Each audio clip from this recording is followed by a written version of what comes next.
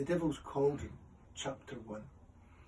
I was level with the library when I first saw him across the road, emerging from the entrance to a garage. He moved into the light of the late afternoon sun, casting a long dark shadow across the pavement, which felt like a dagger pointing at my heart. There was no doubt it was him. His face was etched in my mind forever. Straight, long nose perched above a narrow mouth, not overly attractive, dour type. Black hair that now looked dyed, slicked against his head.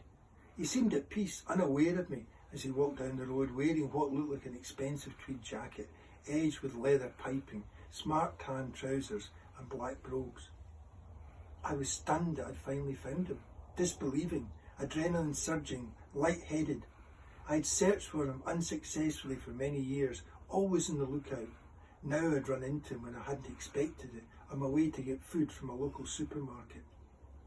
Jolted by his sudden appearance, I found myself standing gawking at him, but turned away, not wanting to alert him to my presence. Desperately trying to regain my composure, I walked on, trying not to turn around. Hurriedly, I reached stone steps leading up to a car park at Market Hill, near the top of the town, clutching at the handrail, gasping for breath, my stomach knotted, head light, dizzy. After all this time I'd seen him again. I couldn't believe it. I felt vindicated. Others would have to believe me now. Sis would be alarmed, of course, especially after last year, worried about what I was going to do. Strangely, the wrath I had nurtured for all those years was not my main emotion. I was in shock. I gripped the railings, knuckles white, steadying myself. My mind was a whirl, planning my next move. Obviously, I just couldn't run after him and attack him. First, I needed to know more about him, find a place for interrogation, get answers to my questions. But then what? Soon the familiar rage kicked in.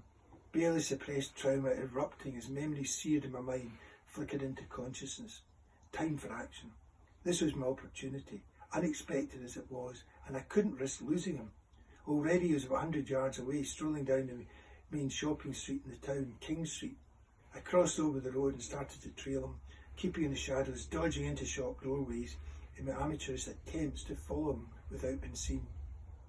I was a few yards behind as he reached the local post office. He strolled, steady pace, not a care. I could change that. I desperately wanted to. Then he disappeared into a newsagent. My breathing was laboured as I stopped outside the shop, pretending to gaze at a display of local books in the window, but trying to peer inside. And there he was, paying for a newspaper, smiling at the shop assistant. She seemed charmed, oblivious to what he'd done to my family.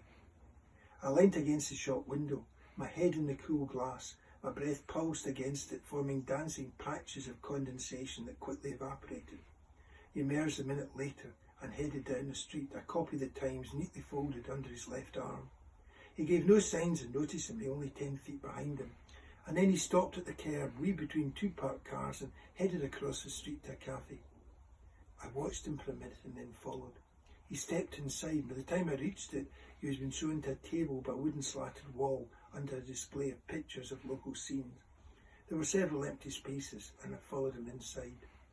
The waitress smiled, a young girl, neat in her black trousers and white shirt, and I pointed towards a seat in the corner a few tables away from him.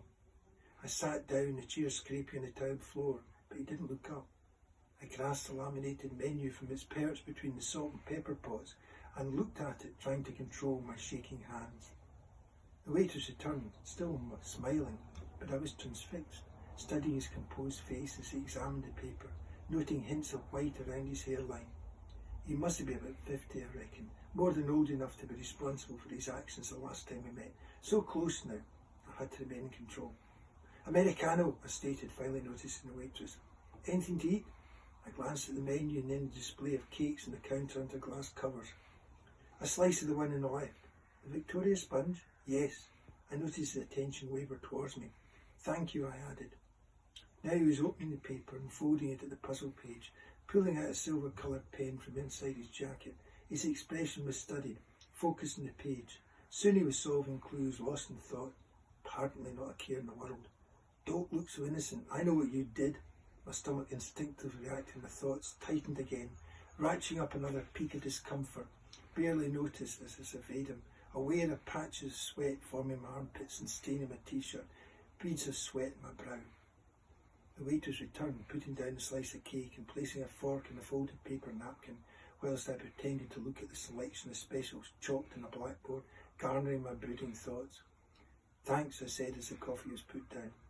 This time he didn't look up. He remained concentrated in his crossword, the top of the pen touching his teeth. I sipped the coffee and put down my cup, toying with a small fork, but the sponge was not appealing, my appetite gone. "Okay, out there, all who doubted me. I have found him. I'm now sitting a few feet away from him, deciding what to do." I'd anticipated this moment for 12 years. His face seared my mind as he stood over my father, talking to a shadowy figure. I couldn't hear what he said, but he was pointing at Dad, determining his fate as if they were deciding to put down an animal. I didn't hear him utter the words "kill him," but his expression said it all. A person who was used to issuing commands and being obeyed. His hands was raised and lowered. The shadowy figure stepped forward and crouched down. There was a sharp crack as a pistol was fired.